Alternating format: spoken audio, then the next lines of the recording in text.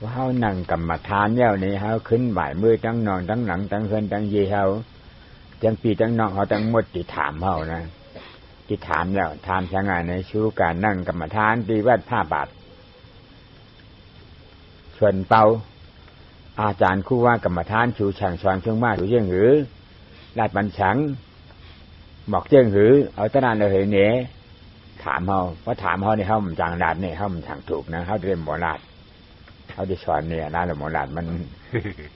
หลวงพ่อว่าเมื่อเรามานั่งปฏิบัติวิปัสสนากรรมฐานที่วัดพระบาทขวงเปานี้แล้วกลับไปบ้านแน่นอนญาติพี่น้องสามีภรรยาเราอาจจะต้องถามว่าไปนั่งกรรมฐานนั่งวิปัสสนามาแล้วเนี่ยมันเป็นยังไงมีอะไรเกิดขึ้นอย่างนี้เนาะเขาต้องถามเราแน่ๆถ้าเราตอบไม่ได้ว่าไปเรียนรู้อะไรมาไปทำยังไงมา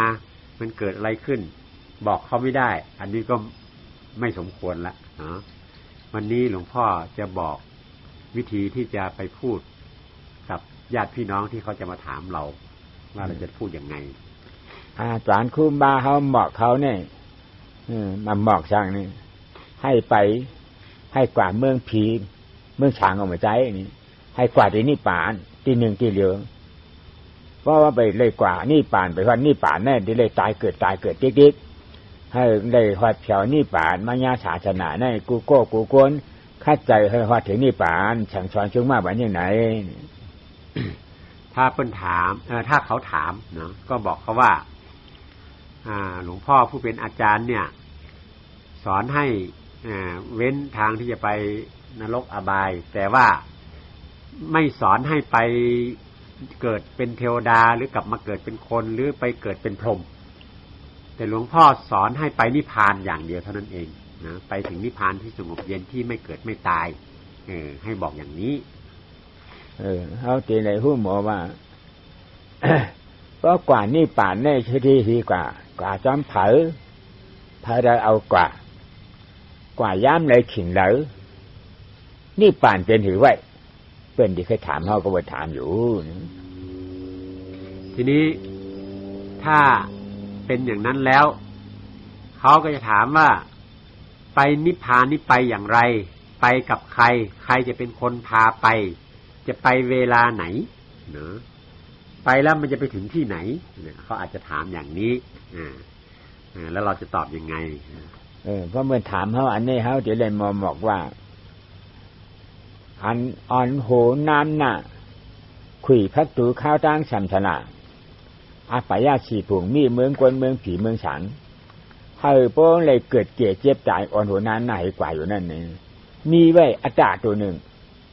ผู้ช่วยมันนั่นมีที่ขีขาตัวหนึ่งแกมอาจารย์นั่นหมาหน้าตัวหนึ่งนี่เขาตราถามตัวนี่เขาตราถามตัวในอันปิดพักตูอาปายาสีผงมีเชเดวัดถึงกาที่เลยตายเกิดเนี่ยปยาสีผงมีอ่อนโหน้ำหน้ากันนั่นเป็นของอาตาอาจารย์ครูว่าเขาว่าเพราะว่าใครตายเกิดเนี่ยเปรียบฉิมอาปายาสีผงมีเดเมืองกวนจะเลยเอาอัตตาตายแบบเพราะว่าใครเกิดในเมืองผีเมืองฉางไม่ได้จึงให้เอาอาหมาหน้าตายแบบเพราะว่าอัตตาหมาหน้าเนี่ยวิจิกิจฉาตนาชานตัวเนี่ยจ่ายเอาไม่ได้จึงกี่ในเมืองผีเมืองฉางเมืองกวนเนี่ยไม่เกิดเจ็บตายกันเลยโหหน้าหลวงผู้อ่อนผุยพักตูจ้างเขาจื้อเกิดเจ็บแต่ในโค้งผงชานตีนี่เนี่ยมีอะไรไม่ได้จึงรอดยาวนี่ช่างสอนจึงมาไว้ยังไงถ้าเขาถามอย่างนั้นก็ให้บอกเขาว่าผู้ที่จะพาเราไปเกิดแก่เจ็บตายนั้นก็คืออัตตาความเห็นเป็นเราวิจิกิจฉาความ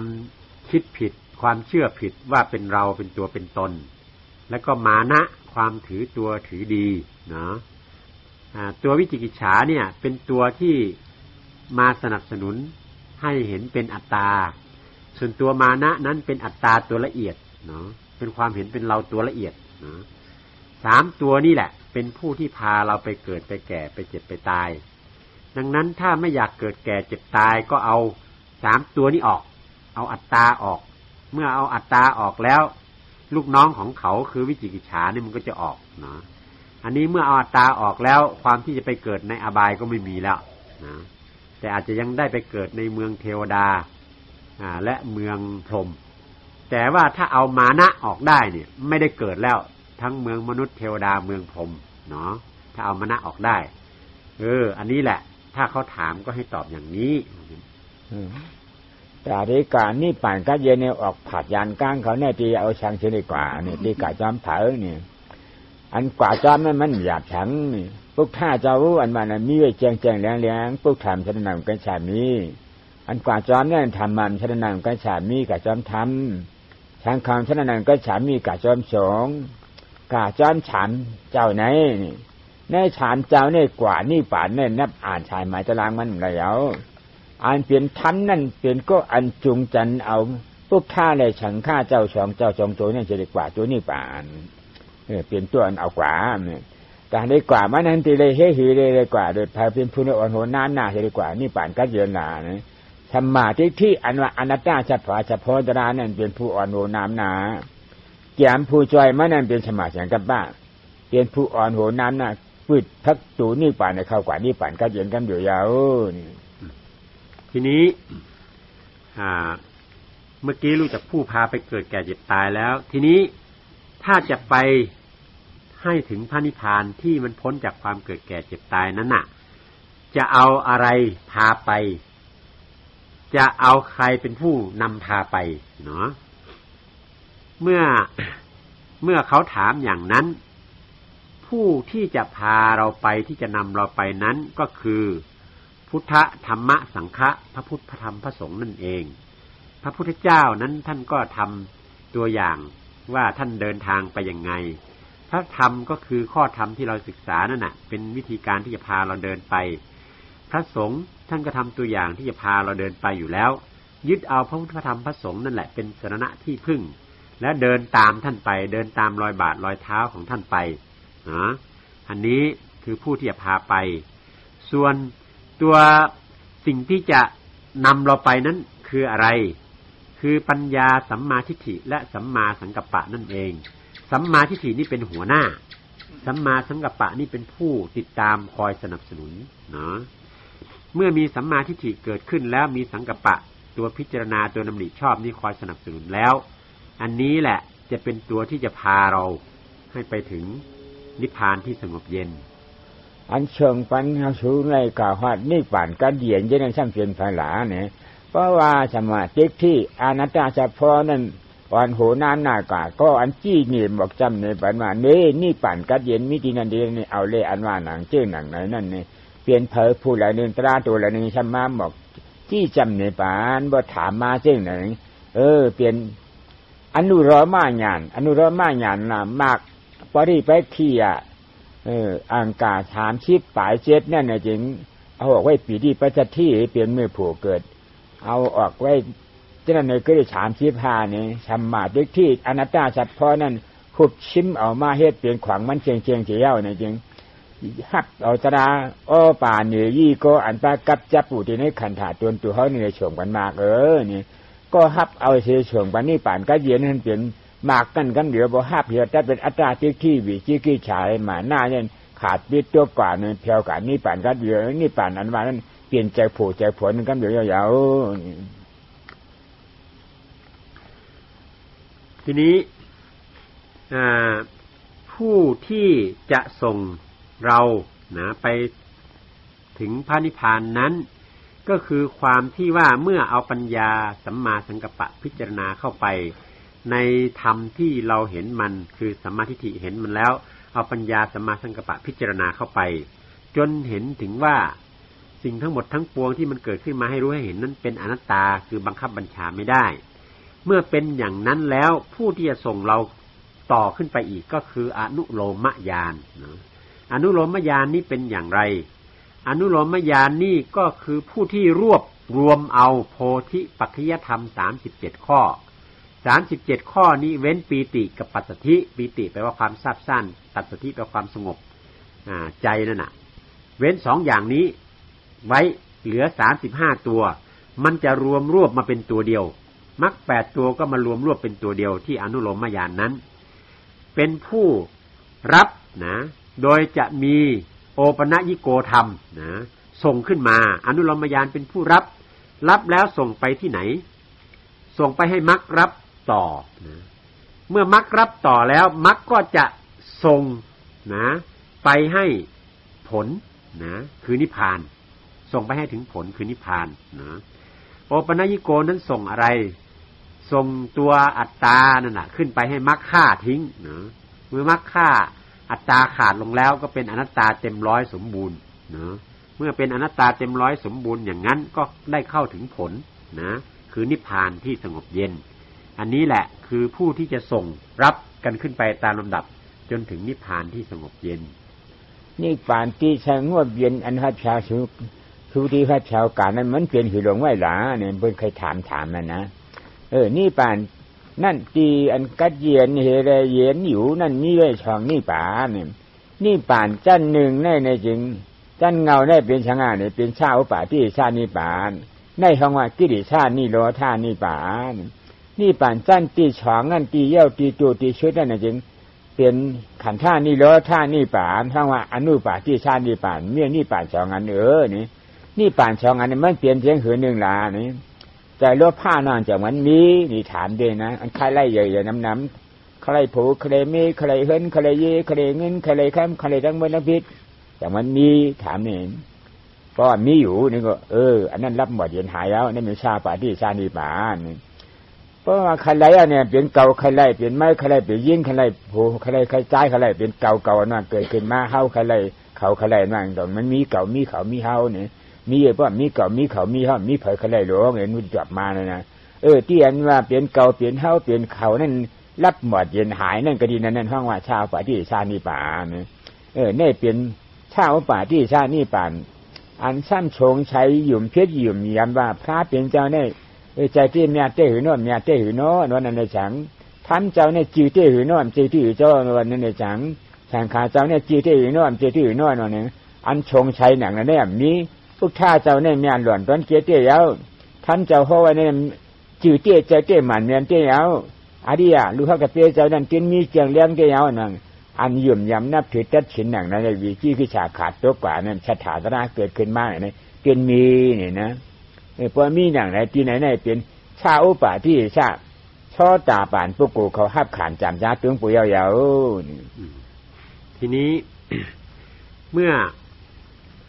รู้ถึงธรรมที่พาส่งไปถึงนิพพานอย่างนั้นแล้วก็อาจจะมีคนถามว่านิพพานเนี่ยมันเป็นอย่างไรเนาะ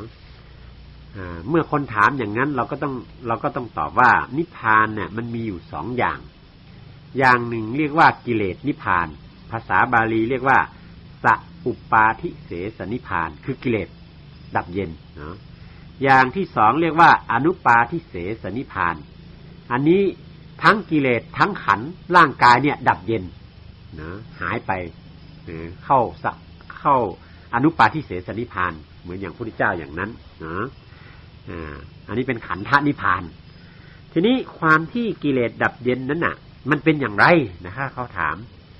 เราก็ถามเขาไปว่าอันในใจของท่านขณะเนี้ยความโลภอยากได้บ้านอยากได้ช่องอยากได้ทรัพย์สมบัติเงินทองเข้าของมีค่า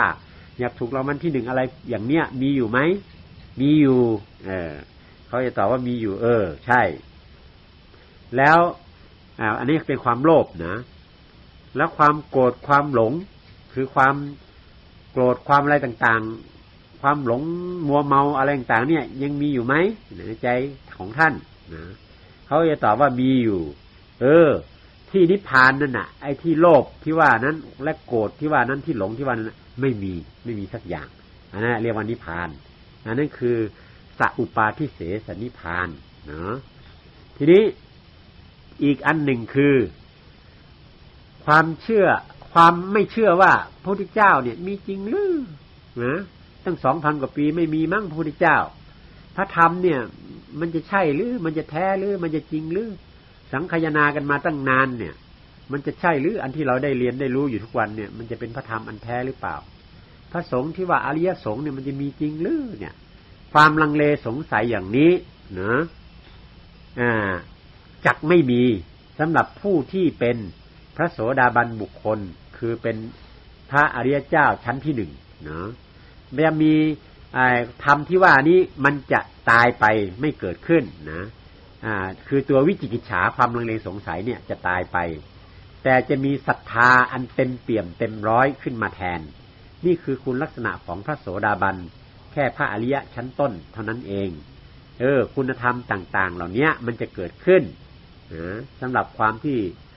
ไปถึงพระนิพพานและพระนิพพานนั้นเป็นอย่างเงี้ยอย่างที่เล่าเนี่ยใจใครไรนั่นที่หนึ่งมีเฉอิทฮะที่ถามมาในพระโสดาบันเขาเจ้าในบุญดีใครถามมากก็ถามหมดนะใจใครไรนั่นมีอยู่นี่ใจใครไรมันมีเปรียบใจใครไรในเปรียบใจใครไรนั่นตาฉี่ใจใครไรนั่นปลาเก๋าตาฉี่ใจใครไรนั่นปลาเก๋าพระโสดาบันเขาเจ้านั้นมีใจฉี่เช่น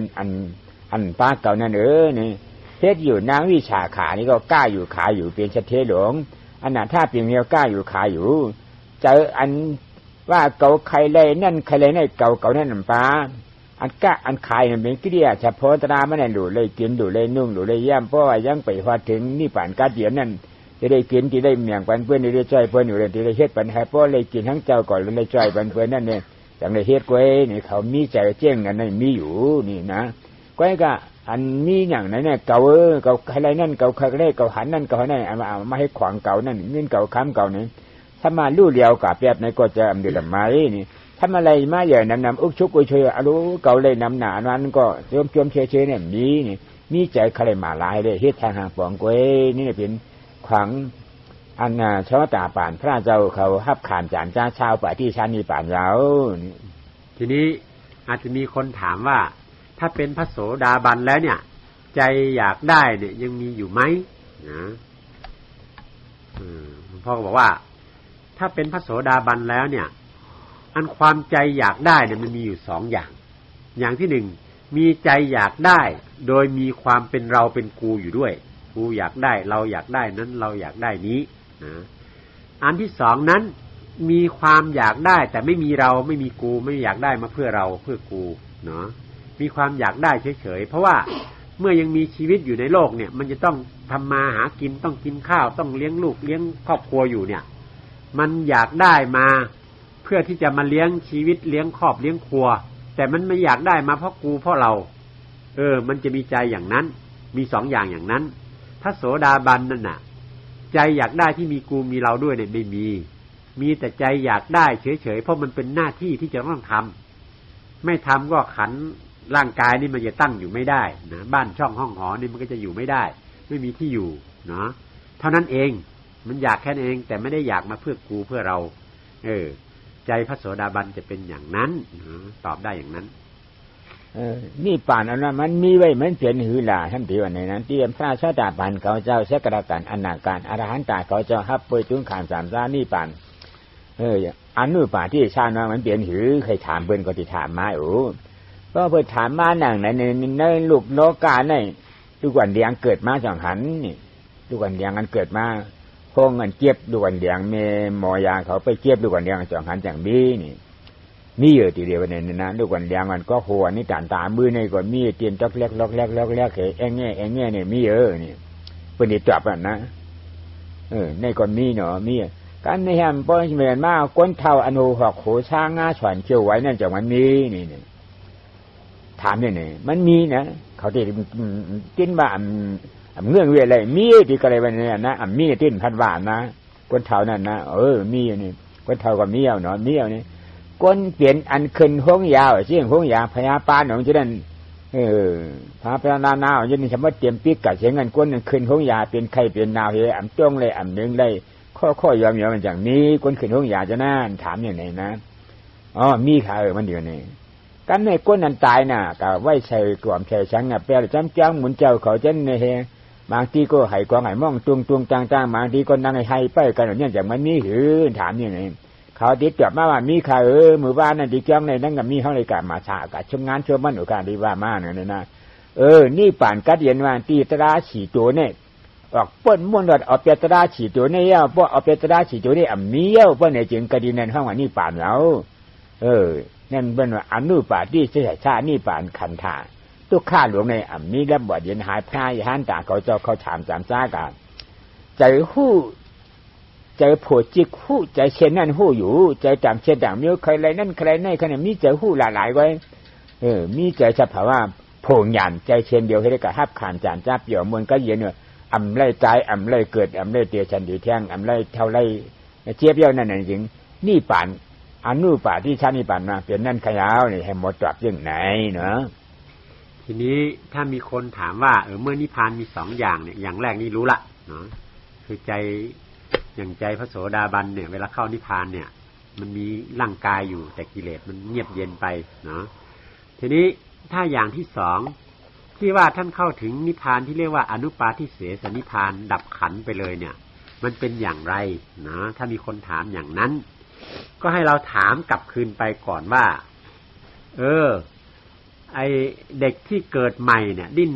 ด็อกๆแดกๆอยู่ตามโรงพยาบาลตามในห้องคลอดต่างๆเนี่ยมันมีอยู่ไหมเนี่ย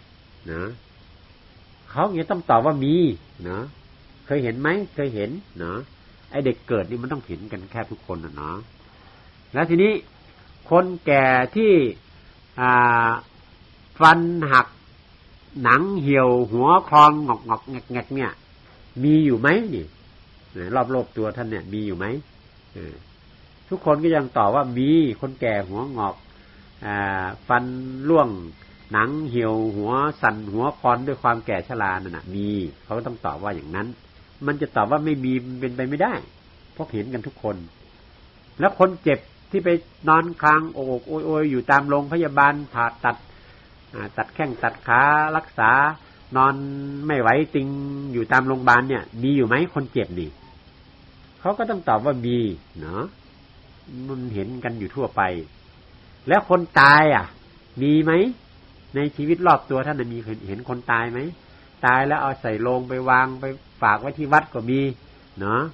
เอาไปเผาไปนั่นก็มีบางที่บางแห่งก็เอาไปตั้งแล้วก็ตีค้องตีกองบรรเลงเพลงปีพาดอะไรบุ้งบุ้งเม้งเม้งก็มีบางทีก็เอาไปตั้งไว้แล้วก็ร้องให้งงงากันก็มีไหมเนี่ยคนตายอย่างเงี้ยมีไหมนี่ถามเขากลับคืนไปเขาก็จะตอบว่ามีนั่นแหละทีนี้เมื่อเขาตอบว่ามีอย่างนั้นแล้วเกิดแก่เจ็บตายทั้ง4อย่างนี้มีเห็นอยู่รอบตัวอย่างนั้นแล้วก็จึงบอกเข้าไปเลยว่าอนุปาทิเสสนิพพานความเข้าถึงนิพพานดับขันเข้านิพพานนั้นเมื่อไปอยู่ที่นั่นแล้วไอ้ที่เห็นว่าเกิดแก่เจ็บตายทั้งหมดไม่มีสักอย่างที่ในสภาวะนิพพานอันที่เห็นอยู่ที่ว่าเกิดแก่เจ็บตายไม่มีนั่นแหละคืออนุปาทิเสสนิพพานให้ตอบเขาว่าอย่างนี้เพราะว่าอนุปาทิชานิป่าเนี่ยป้อกว่ามันเพียนหิไว้นี่ก็อันกว่าที่อนุปาทิชานิป่าอันขึ้นมาลาเนี่ยมีนะขึ้นมาลาเนี่ยมีเพราะมันขึ้นมาอยู่มันมามีเกิดเจ็บเจ็บตายอยู่นี่เพราะอันกว่าอนุปาทิชานิป่าเนี่ยมันขึ้นมาแล้วก็บ่มขึ้นมาเย้าในมือไปกว่าในก็มีพุทธะเจ้าจี้บอกดานในบัดพุทธะจี้เจ้าจี้บอกดานนั้นปานกามจะพุทธะเจ้าปิดธรรมวันนั้นยาวกามจี้บอกดานในนี่ปานกัดเดียนนั้นเป็นธรรมวันยาวนี่ก็ผู้กล่าวมันน่ะเป็นอริยะนี่อนุปาทิชานิป่านเป็นอรหัตถาผู้ใจเจ้าหนึ่งเจ้าเดียวไว้มีหลายเจ้าหลายปาพระเป็นเจ้าก็เป็นอรหัตถาผู้ปฏิกาบุถากวาดาถาผู้ชาดิบุตรามามอกกันอรหัตถาผู้มีอรหัตถาผู้เจ้าหนึ่งเจ้าเดียวไว้เข้ากว่าที่นิพพานเพราะกว่าเย้าในอ่ำขึ้นมาลาตัวพอเย้าในโลกาในจะได้ขึ้นมาเกิดเจียเจ็บตายเนี่ยมีเย้าก็เพื่อมีเกิดเจียเจ็บตายในแหลมจางหือมาคืนว่ามาคืนนั่นแต่มันยาเกิดเจียเจ็บตายเลยจังว่าอ่ำจางมาอยู่ทั้งเขาเจ้าที่อนุปาทิชานิป่านนั่นนี่ที่หมดจบเที่ยงไหนทีนี้ความที่เข้าไปถึงอนุปาทิเสสนิพพานน่ะมีใครกลับมาบอกให้เรารู้หรือเปล่าถ้าเขาถามอย่างนี้เนี่ยก็บอกว่าความที่เข้าไปถึงอนุปาทิเสสนิพพานเนี่ยเมื่อไปถึงที่นั่นแล้วไม่มีใครกลับมาบอกได้แม้แต่สักคนเดียวเนาะเมื่อไม่มีใครกลับมาบอกได้อย่างนั้นแล้วเรารู้ได้ยังไงเรารู้ได้จากข้อธรรมคำสอนที่องค์สมเด็จพระสัมมาสัมพุทธเจ้าซึ่งเป็นสัพพัญญูพุทธเจ้านี้ท่านได้สั่งสอนเราว่าเมื่อประพฤติปฏิบัติตามแนวทางที่ท่านได้สั่งได้สอนได้บอกตามวิธีการที่ท่านแนะนำสั่งสอนแล้วเราก็จะได้ไปถึงที่เรียกว่าอนุปาทิเสสนิพพานไม่กลับคืนมาบอกเพราะถ้าว่ามันยังกลับมาได้มันก็ต้องมาตายมาเกิดอีกเพราะนั้นเมื่อไปถึงที่นั้นแล้วมันไม่สามารถจะกลับมาได้อีกแล้วเนาะไปอยู่ที่เรียกว่าอนุปาทิเสสนิพพานดับขันไปอยู่ตรงนั้นไม่กลับคืนมาอันนี้แหละคืออนุปาทิเสสนิพพานซึ่งมันจะเกิดขึ้นกับใครเล่า เกิดขึ้นกับผู้ที่ได้อรหัตผลอย่างเดียวเท่านั้นเองนะพระปัจเจกพุทธเจ้าพระสัมมาสัมพุทธเจ้าพระอัคคสาวกฝ่ายซ้ายฝ่ายขวาพระโมคคัลลานพระสารีบุตรเนาะ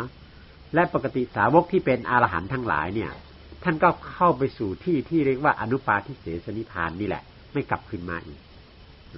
ตอบว่าอย่างนี้นี่ปานเนี่ยมันเหมือนหือไว้หนึ่งเนี่ยพอเดี๋ยวมาถามเนี่ยมันจังหลานนะจังนาช่ำที่ไรลานเดปันหรือป้อมนาช่ำหู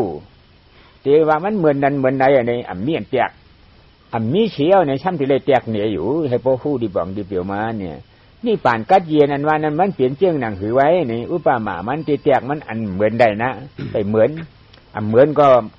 มันการไทยใหญ่เขาว่าง่ายง่ายนั่นน่ะนะเหมือนในก็มันกัดมีที่จำอันเหมือนหนูเนี่ยเหมือนหนังเหมือนกวนน้ำฉ่ำมกตระรวงอันโจ้งเปลี่ยนแพทย์ไว้เลยเอากวนเมืองอินโดนีเซียเขาตายอ่านโหเหมือนโหเหงมันนั่นนะน้ำฉ่ำมกตระนั่นห้องน้ำฉ่ำมุตระเนี่ยน้ำฉ่ำมุตระหลวงนั้นเองผลไม้อยู่จังปีนี่ก็ชุดวันชุดปีชุดเดือนนี่ก็น้ำฉ่ำมุตระนั่นแต่เดินล้วนผังล้วนหิมแบบนี้นะแต่เนี่ยน้ำฉ่ำมุตระหลวงนั่นเองผ่านเลียดผ่านเลี้ยง3 ปีผลมาเนี่ยน้ำฉ่ำมุตระนั่นแห้งแล้วนี่ก็มีนะน้ำฉ่ำมุตระหลวงนั่นเองกาเป็นน้ำขุ่นน้ำน่องอันไรกว่าในน้ำป่างไหลทั้งหมดทั้งเปียติปลาพุดไม่พุดดอกบ้านตัวหน่อยนั่นเพราะอากาศเพียวดีน้ำฉ่ำมุตระนั่นกัดเป็นน้ำใสเฉยๆน้ำขุ่นน้ำง่อยนี้นี่มีอังการและขนาดระนะนี่ให้พวกป่องแจ้งเลี้ยงใจนี่ป่านก็เยอะเนี่ยเหมือนหนังนั่นแล้วนี่ให้เหมือนจะเตี้ยมใจเอาแจกเนี่ยอันง่ายมันทีนี้ถ้ามีคนมาถามว่านิพพานเป็นอย่างไรมันบอกไม่ได้เลยว่านิพพานเป็นอย่างไรแต่เมื่อมีคนมาถามเพื่อจะให้รู้ก็จำเป็นจะต้องบอกเนาะจะเป็นจะต้องบอกให้ฟังแต่มันบอกไม่ได้ว่ามันเป็นอย่างไรเนาะทีนี้เมื่อมันเป็นอย่างนั้นมันบอกไม่ได้อย่างนั้นทำยังไงล่ะนะก็เมื่อมันจำเป็นต้องบอกก็ต้องบอกเนาะการบอกก็ต้องอุปมาอุปไมยเอาเนาะมันไม่เหมือนสภาวะนิพพานแต่มันก็คล้ายอุปมาอุปไมยของสภาวะนิพพานนั้นหลวงพ่อบอกว่าพระพุทธองค์ได้ตรัสบอกว่ามันเหมือนกับน้ำในมหาสมุทรน้ำในมหาสมุทรเนี่ยฝนตกติดต่อกันทุกวันปีหนึ่งเต็มนี่แต่ว่าน้ำในมหาสมุทรมันล้นฝั่งไม่มีเนาะแล้วน้ำในมหาสมุทรเนี่ยฝนแห้งฝนแล้งฝนไม่ตกเลยตลอดเวลา3 ปีติดกันแล้วจะบอกว่าน้ำในมหาสมุทรมันแห้งลงไปก็ไม่มีเท่าเก่าเนาะของสกปรกที่ไหลมาตามลำห้วยลำคลองต่างๆเมื่อไหลลงไปถึงมหาสมุทรแล้วจะไปทำให้น้ำมาในมหาสมุทรขุ่นไปทั้งมหาสมุทรไม่มีมันจะมีอะไรก็ช่างของเน่าของเหม็นของบูดของขุ่นของข้องอะไรต่างๆเมื่อไหลลงไปถึงมหาสมุทรแล้วน้ำในมหาสมุทรไม่มีขุ่นมันใสเยืองเก่าเนาะใสอยู่อย่างเก่าอย่างนั้นแหละที่จะทำให้น้ำในมหาสมุทรขุ่นได้ก็ไม่มีลักษณะอย่างนี้แหละคือลักษณะที่คล้ายคลึงกับลักษณะที่เรียกว่าพระนิพพานเนาะสภาวะนิพพานนั้นไม่เหมือนอันแตกที่แตกง่ายเหมือนไม่เหมือนอย่างไหนนะก็อัฏฐคาถาเชียเขาจะได้พระเป็นเจ้าเนี่ยมีนี่อันนี้แตกมันอย่าไปแตกวันไหนนะเพราะอันแตกในก้นเขาช่ำหูเนาะผู้ที่ปองมัน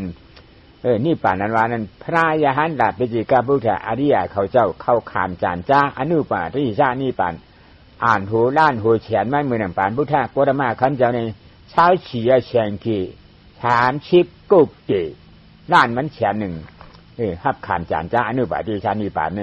นี่ป่านนั้นเตียนยาวะเตียปีกะเชงมิติอยู่ที่เช้ายาวนี่อันนี้นะอันเตียมกันได้กำผารีบกำผาพังพระเป็นเจ้าอำปอพระเป็นเจ้าเวทกีมาในกำผาในผู้โกอันเอานี่ป่านก็เย็นว่ามีปฏิกาพุทธาเขาไว้หึงนานๆหนึ่งเจ้าหนึ่งเป้าอันนี้เหมือนอย่างน้ำฉ่ำมงตลาดนั่นพ้นมานั่นนะมันแห้งเนี่ยมีในก็จานน้ำพระเป็นนั้นยันนี่ป่านก็เย็นเตรียมพระเป็นเจ้าอาราธนาเขาเจ้าข้อขานจานจ้านั้นหานเย้าเป่าเย้านี่ก็มีนี่กันในห้ามกาเปลี่ยนปุรุจันจังกวนจังเชงกูโก้กูกวนใจโลภา มาหน้าติ๊กที่กิริชาตราหลวงไอ้พวกข้าวย่างน่ะนี่พอว่าถึงกะดีชอตาป่านทับขานจานจ้าเศร้าป่าที่ชานีป่านนั่นนี่เจ้าเนี่ยเฉยมานี่ตีเตียกง่ายเหมือนไม่เหมือนนี่คือน่ะเนี่ยเจ้าฉาดีปุกตลาดถาหวนล้อมจอมว่าถาหัวยาวมหาโชคโหมันเจ้าผีรู้ตัวเรื่องมาเนี่ยมาเอามือคอกเตยเนี่ยอันมันเจ้าไข่ก็หัวฉาดีปุกตลาดเนี่ยเชียงเยือนจอดจะแก้ววาหลาเนี่ยนะมันแห้งขนาดนะที่มันเยือนจอดกันได้มือเจ้ากันนั่นเนี่ยผีรู้ตัวนั่นมันก็หัวเจ้าฉาดีเบอร์เจ้าฉาดีปุกตลาดเนี่ยใจดำหนาในก่อนนี้พิจัยหนาในก่อนนี้กินจ่าป่านนางเมื่อเป็นนั่นเป็นในก่อนนี้ยิ้มยายโคอยู่นี่มันฮอดถึงกับการนั่นเงาจังกินปอดมดไฉมานะนี่เพราะเป็นคนผู้รู้จักคนเฮาเนี่ยมันเจ้าขู่ก็กำมันก็จำเจ้าขู่มันถามกำเหมือนนะมันดีปิดมาอย่างนั้นเนี่ยทีนี้นิพพานที่สงบเย็นนี่น่ะมันจำเป็นจะต้องอธิบายก็จึงอุปมาอุปไมยเหมือนมหาสมุทรเมื่อกี้ทีนี้เมื่อยังมีคำถามต่อไปอีกว่าอนุปาทิเสสนิพพานที่พระอรหันตเจ้าท่านเข้าไปเสวยนั่นน่ะมันเป็นอย่างไรนั้นหลวงพ่อก็บอกว่าพระองค์ได้ตรัสว่าไม่ใช่ในพระสูตรเนี่ยบอกไว้ว่าเมื่อพระองค์เสด็จมาอุบัติขึ้นในโลกนี้แล้วนั่นน่ะท่านได้โปรดสัตว์โลกนะคือโปรดคนเทวดาพรหมเนี่ยให้ได้เข้าถึงมรรคผลนิพพานเป็นจำนวนถึง24อสงไขย30โกฏกับอีกล้านแสนเนาะที่หลวงพ่อว่าเมื่อกี้มันเท่าไหร่ไม่รู้มันมากเหลือเกินเนี่ยให้เข้าถึงมรรคผลนิพพานที่สงบเย็นนะแต่เมื่อคนจำนวนขนาดนั้นเนี่ยเข้าไปอยู่ในพระนิพพานที่ว่าเนี่ยจะบอกว่านิพพานเนี่ยมันล้นแล้วเข้าไม่ได้แล้วไม่มีล้นเนาะอย่างนี้อันนี้อันหนึ่งแล้วอีกอันหนึ่งที่หลวงพ่อพูดต่อมานั้นจำไม่ได้ละจำไม่ได้ละอัน24อสังเค30กุกเตซ้ำล้านแสนในเขาก็อยู่ในนิพพานในกลมเต็มแหละฮู้จักเต็มซ้ำทางอันฮะรู้อันทางอันนะครับต้องนั่นคือฝรั่งนั่นฮะรู้ว่าหังฮะคำนี้พระยาหันตาปิจิกาพุทธาเขาเจ้ากำผาในเป่ารีบปุ๋ยพังพุทธาเจ้าอ่ำปุจำปุกีนะนี่ปิจิกาพุทธาเขาก็ถึงนั้นเอานี่ป่านกันนี่ป่านนั่นเป่ารีบปุ๋ยพังไว้มีเพยอยู่เพยชายเอานี่ก็อ่ำใจนะเหมือนนี่น้ำฉ่ำมุงตนาพลมาแห่งนั้นอีกอันหนึ่งนิพพานเนี่ยรีบไปแล้วไม่มีแล้วใครไปอยู่ก็ไม่ได้แล้วไม่มีโอกาสแล้วคนข้างหลังนี้อย่างนี้ก็ไม่มีนิพพานเต็มแล้วก็ไม่มีนิพพานรีบไปแล้วก็ไม่มีเนาะอันนั้นคือสภาวะนิพพานกำในนี่ป่านในมือหนังน้ำขุนน้ำนองจังหมดจังปิ้นไหลหลวงมาเฉยเพราะมาเพียวที่น้ำฉ่ำมุงตรานั่นเฉยกับเหมือนหมดเนี่ยกาเปลี่ยนปรุจานกวนเฮากวนเหินกวนยีกวนผูกวนมีเตี่ยวหมูหมาวัวควายจ้างมากกว่ามีไอ้ฉลาดมีโลภะโทสะโมหะหมาหน้าที่วิจิกิจจะอธิการนุตบะโทสะมีไอ้ใจกิเลสชิบหนึ่งในใจกิเลสชิบหนึ่งเพราะเปลี่ยนก็ปรุจานเก่าพอถึงที่ชอตาป่าหนึ่งเย้าเนี่ยใจที่เก่านั้นว่าเป็นเก่านั้นถือว่าเป็นเก่านั้นก่อนมีใจวิจิกิจฉาว่าก่อนมีชงชัยก่อนมีใจอันจ้างกับชินฉีเล่าพระเป็นเจ้าเป็นถือไว้ในอำหูตราเป็นถือไว้อำหูเชิงการเป็นเจ้าเป็นถืออำหูนี่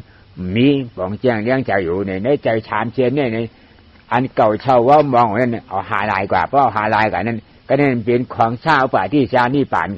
บุกุบุรุษานบุกุเขาเหมือนนั่งน้ำขวดในกับวันน้ำสมุทราเจียนเฉยนี่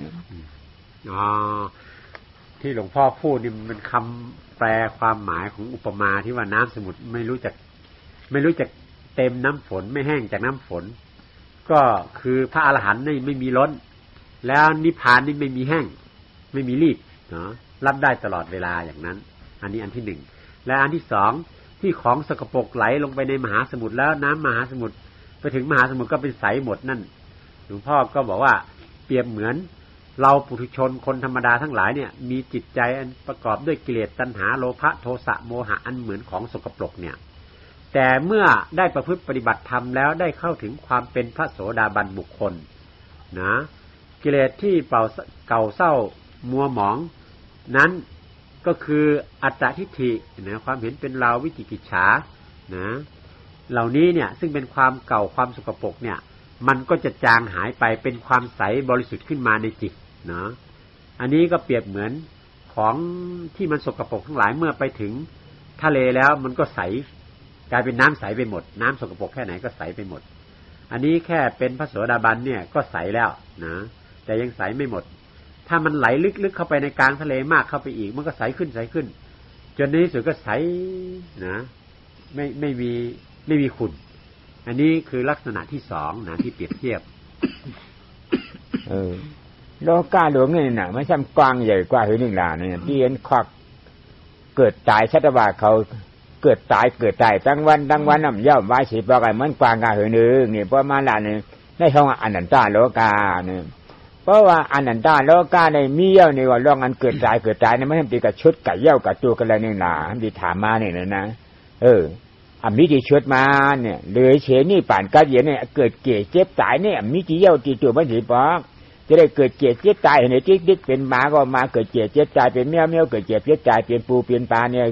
ปูปลาเกิดเกี่ยเจ็บตายรีบเป็นเนี่ยที่เกิดเย่ามาสิปอกเมื่อเราได้ฮอดถึงกันนี่ป่านกัดเย็นก่อนจ้างเกิดเกี่ยเจ็บตายอย่างนี้พ้นใดนี่ให้โมตรวจยังอย่างไหนทีนี้ความเกิดแก่เจ็บตายเนี่ยมันจะไปสิ้นสุดที่ไหนวะหลวงพ่อก็บอกว่า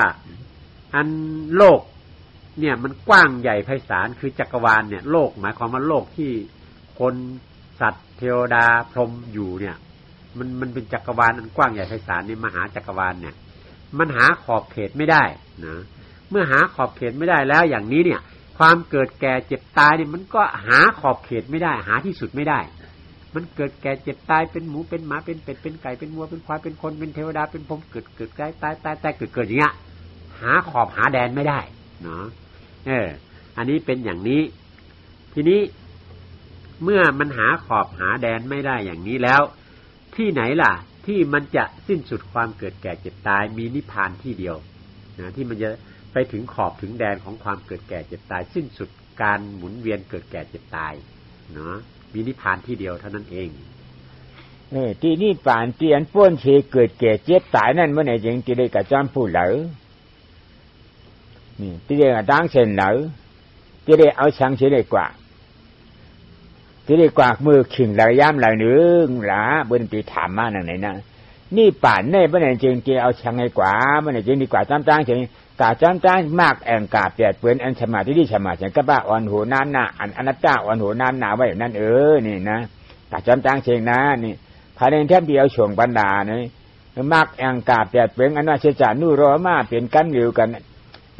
พอที่เปียกเขี้ยฉามชี้ปลายเจ็ดเอาออกไว้ปีที่พัชที่เห็นเปลี่ยนจอมผูนั่นเนี่ย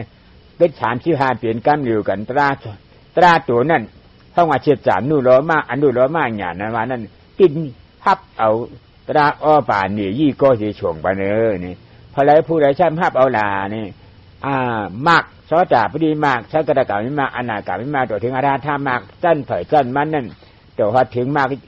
กิริสายเย้าบวชชุดไกวอาราธามากบนนี่เขาเจ้ามากฉีมากันตีฮับเอาเฉลี่ยช่วงปันในช่วงปันกาก็ไรนี่หนานี่ช่วงปันกาที่ชาอุปาที่ชากิริชานี่ล้อท่านี่ปั่นก็เย็นอันบ้าใจชอจ่าพอดีผลใช้กระดาษกาไม่อนาคาไม่ผลอนาธาผลฉีผลนั่นกำเดียวยาวๆนี่ตีเลยมองลานในบ้านขิงไหลย่ำไหลหนึ่งหนานี่อนุรมางหยานเกิดมือไหลนี่ก็มากันกินประหับอัตราเหมือนนั่นยาวขิงนั่นย้ำนั่นหนาวในเวลาขล่ายันลายานั่นกำเดียวยาวๆนี่พอถึงกันนั่นในจิงยาวจูยาวๆนี่ทีนี้หลวงพ่อก็กลับมาสรุปให้ฟังอีกครั้งหนึ่งว่า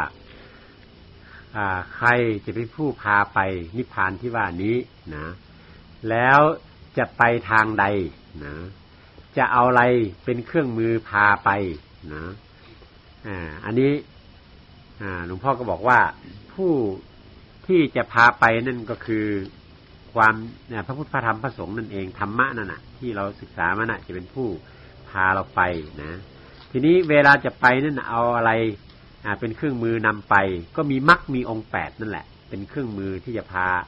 เราดำเนินเดินไปนะในมรรคมีองค์8นั้นก็มีตัวปัญญาสัมมาสังกัปปะสัมมาทิฏฐินั่นแหละเป็นตัวที่เป็นผู้ที่จะดำเนินเดินไปนะพาเราเดินไป เมื่อเดินไปแล้วเมื่อไปถึงสัจจะนุโลมะหรืออนุโลมญาณ นั้นโพธิปัจจยธรรม37ข้อเว้นไว้2ข้อคือเหลือ35ข้อจะมารวบรวมเป็นหนึ่งเดียวนะแล้วก็เป็นอนุโลมญาณเป็นสัจจะนุโลมะผู้นั้นแหละจะเป็นผู้ส่งเราไปนะส่งเราไปให้ใครใครจะเป็นผู้รับมรรคจะเป็นผู้รับนะเมื่อมรรครับแล้วก็จะส่งต่อให้กับผลนะเมื่อถึงผลแล้วก็เป็นโสดาปัตติผลสกิทาคามีผลอนาคามีผลอรหัตผลอนาคามีผลอรหัตผลไปเสวยสัอุปาทิเสสนิพพานคือความดับกิเลสไปเป็นชั้นจนดับสิ้นหมดที่ความเป็นอรหัตผลนั้นอันนี้คือผู้ที่จะพาเราไปและส่งเราไป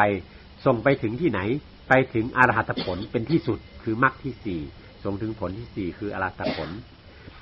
แล้วเวลาที่เราจะไปนั่นเป็นเวลาใดเวลาใดก็ตามที่อนุโลมญาณหรือสัจจะนุโลมะเกิดขึ้นนะส่งให้มรรคญาณทำงานตัดอัตตาตัดกิเลสตัณหาให้ดับขาดลงไปนะทั้ง4ครั้งเวลานั้นแหละเป็นเวลาที่จะได้เข้าไปถึงพระนิพพานเนาะอย่างนี้ก็ผู้รับเอาผลโผเช่าป่าที่สี่ชาติอนุปาทิชาตินี่ปั่นราชของเจ้านั่นเองอันรับเอาอนุปาทิชาตนาจันนั่นเป็นยังไงเป็นอรหันต์ตาจิวที่อันรับเอาชาป่าที่ชาตินี่ปั่นตรานี่ทำเปลี่ยนฉามนี่ที่ปฏิบัติหน้าฉงดูข้างดูเจ้านี่ให้เขาหมดจอบนะฉงดูข้างเจ้าบรรวานั้นมันป่องช้างเรื่องนานี่ฉามนี่จี้ปฏิบัติหน้าฉามนี่เอ็นวานั้นของเจ้าเก่าปฏิบัติหน้าตั้งตีกำตั้งตีกำโทตาปานอันเปลี่ยนเลยอาจารย์ที่วิจิกิจชาได้ศิลปตุปตันตราชามตัวนั้นเป็นของเต้โทตาปานอันเต้ของกู้ของยิมผาเนี่ยอันเป็นใช้กระดาษการนั่นเลยก็อันกิริชาตราเปียตัวเงือเหงาเหี่ยวแห้งเหมือนนั่นเนี่ยเป็นของตั้งจ้างตั้งตีกำใช้กระดาษการมีโผนี่อนาคามีโผเนี่ยอันกิริชาเปียตัวตายกว่าสิเลยเกิดไว้มาหน้าคือหนึ่งที่หน้ามันคือหนึ่งช่องกึ่งไว้นั่นเปลี่ยนจ้างตั้งตีกำของอนาคามีโผนี่อันกิริชาตราจังคลิปตัวมวดเย็นกึดจานจังเอาเลยอยู่เช้าเย็นนั่นเองนั่นเปลี่ยนของตั้งตั้งตีกำอนาถาโผชามีจี้นว่าเปลี่ยนของกูเปลี่ยนเจ้าเก่าอำเลยกู้อำได้ยิ้มเผาเปลี่ยนของเจ้เจ้าเก่านี่นั่นหัวฉามิจี้ปฏิบัติหน้าเป็นเจ้าผู้กูก็นั่นเหยาอันทับเอาชาอูป่าที่ชาอนุป่าที่ชานิบันกันเหยียนะนี่ทีนี้ความที่ได้ไปเสวยผลนะคือพระนิพพานนั้นผู้ที่ได้เสวยผลที่เป็นอนุปาทิเสสนิพพานนั้นก็คือพระอรหัตผลนะผู้ได้เป็นพระอรหันต์นั่นเองเป็นผู้ที่จะได้เสวยอนุปาทิเสสนิพพานนะโดยสมบูรณ์ไม่ถอยกลับมาอีกแต่ว่าผู้ที่ได้เสวยสัอุปาทิเสสนิพพานนะคือนิพพานที่ดับกิเลสนั้นก็คือพระอริยเจ้าทั้ง4จำพวกนั่นแหละตั้งแต่พระโสดาบันบุคคลเป็นต้นไปถึงพระสกิทาคาพระอนาคาพระอรหันต์นะท่านทั้งหลายเมื่อยังไม่ดับขันธ์ก็เสวยสัอุปาทิเสสนิพพานอยู่อย่างนั้นอันนี้ความที่ได้เสวยสัอุปาทิเสสนิพพานและอนุปาทิเสสนิพพานดังกล่าวนี้ว่ามานี้เนี่ยนะจึงเป็นสาวกของพระพุทธเจ้าโดยสมบูรณ์ที่เรียกว่าสามีจิปฏิปันโนบุคคลความว่าสามีจิปฏิปันโนนั้นหมายความว่าเป็นผู้ที่ได้มาซึ่งสมบัติอันเป็นของตนโดยชอบไม่เปลี่ยนแปลงไม่หายไปไหนอีกต่อไปนะอย่างพระโสดาบันเนี่ยก็ได้สัอุปาทิเสสนิพพานของความที่ดับอัตตทิฏฐิความเห็นเป็นเราเป็นตัวเป็นตนดับวิจิกิจฉาความลังเลสงสัยเชื่อผิดดับศีลพัตตปามาสความที่ถือศีลโดยเข่งเกินไปหย่อนเกินไปไม่มีนะอันนี้คือสมบัติโดยชอบของพระโสดาบันส่วนสมบัติโดยชอบของพระสกิทาคามีนั้นก็คือความที่กิเลส8ตัวที่เหลืออยู่นั้นเหี่ยวแห้งอยู่อย่างนั้นเนาะและเสวยสัอุปาทิเสสนิพพานเสวยผลสมาบัติในชั้นของสกิทาคามีอยู่อันนี้เป็นสมบัติโดยชอบของพระสกิทาคามีบุคคลส่วนสมบัติโดยชอบของพระ อนาคามีบุคคลนั้นก็คือได้เสวยผลที่กิเลส8 ตัวนะตายไปอีก6 ตัวนะเหลือเพียงกิเลส2 ตัวคือถีนะกับมานะ2 ตัวได้เสวยความสุขเย็นจากการที่กิเลส10 ตัวเนี่ยตายไปแล้ว8 ตัวเนาะได้เสวยความสุขอยู่อย่างนั้นเป็นเสวยสัพปาทิเสสนิพพานอันนี้ก็เป็นสมบัติโดยชอบของพระอนาคามีพอถึงความเป็นพระอรหันต์ท่านได้เสวยสมบัติโดยชอบของท่านก็คือความที่กิเลส10 ตัวตายหมดไม่เหลือสักตัวเนาะเมื่อกิเลส10 ตัวตายหมดอย่างนั้นแล้วเมื่อถึงเวลาที่ท่านดับขันธ์ปรินิพพานท่านก็ได้เข้าไปเสวยสิ่งที่เรียกว่าอนุปาทิเสสนิพพานนะที่อนุปาทิเสสนิพพานนั้นเวลาพระอรหันต์ดับขันธ์ตายลงนั้นไม่เรียกว่าพระอรหันต์ตายเรียกว่าพระอรหันต์จุติเนาะคือไปอยู่ที่สภาวะที่เรียกว่าอนุปาทิเสสนิพพานอันนี้เป็นสมบัติโดยชอบของพระอริยเจ้าทั้ง4 จำพวกจึงเรียกว่าสามีจิปฏิปันโนบุคคลปองใจเย้าเนาะสามีจีนี่มีของที่กำเจ้าก็ฉี่หน้าจานหน้าสมถะภาวนาเป็นของกู้ของหิมากจั่งกำเอาไว้ไม่ใช่ของเต้เฮาเนี่ยนะเพราะเขาไล่สามีชีพที่ปัญหาเนี่ยเป็นของเต้เลยเป็นใจผู้นั่นนะให้เข้าใจกันไหนบอกแล้วความที่ทำทานรักษาศีลหรือเจริญสมถะภาวนาและได้รับผลของมันขึ้นมาได้รับผลบุญไปเกิดเป็นเทวดาเป็นพรหมเป็นมนุษย์หรือทำสมถะภาวนาไปเกิดเป็นพรหมน่ะเป็นสมบัติของปลอมเป็นของกู้ของยืมพอถึงเวลาหมดบุญจากสิ่งที่สร้างนั้นก็ต้องคืนเข้าไปหมดแต่เมื่อเวลาที่ได้บรรลุถึงมรรคผลนิพพานเป็นลำดับชั้นเนี่ยไม่ต้องคืนใครเป็นสมบัติโดยชอบนะต้องการได้เมื่อไหร่ก็ได้เมื่อนั้นเนาะตามลำดับชั้นของตนเองเนาะดังที่กล่าวมาเมื่อกี้ถ้าได้ถึงความเป็นอรหันต์ก็ได้สมบูรณ์ทั้งหมดเลยเป็นสมบัติโดยชอบทั้งหมดใครมาแย่งเอาไปก็ไม่ได้เนาะมันไม่หายไปไหนจะทิ้งมันก็จะเอามันขว้างไปมันก็ไม่ไปไหนเนาะนี่เป็นสมบัติโดยชอบอย่างนี้มันจึงต่างกันตัวทานตัวศีลสมถะภาวนาเนี่ยเป็นของยืมแต่ตัวมรรคตัวผลที่ได้ขึ้นมานั้นเป็นของจริงเป็นของเราแท้ๆเมื่อทราบดังนี้แล้ว ก็หวังว่าทุกท่านคงเข้าใจดีธรรมะบรรยายในวันนี้ก็ขอยุติลงเพียงเท่านี้